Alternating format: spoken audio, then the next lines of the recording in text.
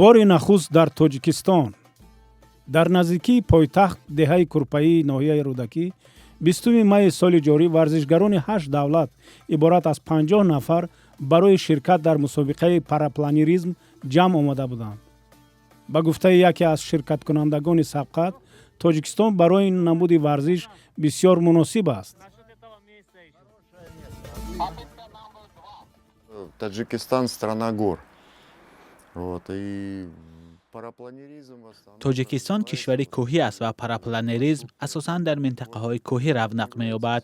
گرچند پرواز در مسیر کوهی خیلی دشوار است، ولی توجیکستان گفتن ممکن که محض برای پاراپلانریزم آفریده شده است. ما مسابقه در چنین سطح را بار نخست برگزار کردیم، اما شرکت کنندگان خواهند گفت که توجیکستان این بهشت است برای پروازها.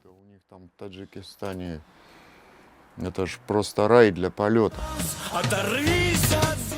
парапланеризм яке аз намудҳои ҷавонтарини варзиш дар Тоҷикистон мебошад.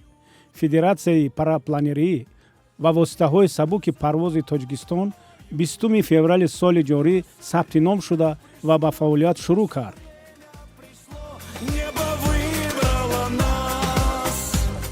дар Тоҷикистон бори аввал аст ки парвоз мекунам. кӯҳҳо, зебоӣ, сипоси бепоён ба ташкилкунандагон.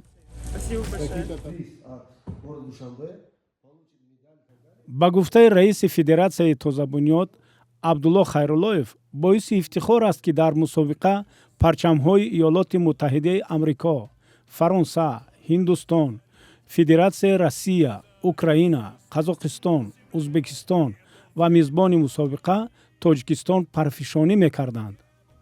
Парапланеризм метавонад барои ҷалби сайёҳон аз тамоми кишварҳо нақши муҳимеро бозад. манзараҳое ки варзишгарон ба навор мегиранд дар саросари дунё паҳн мешаванд, вале оё ин варзиш дар Тоҷикистон рушд пайдо кард ё не, вақт нишон хоҳад дод.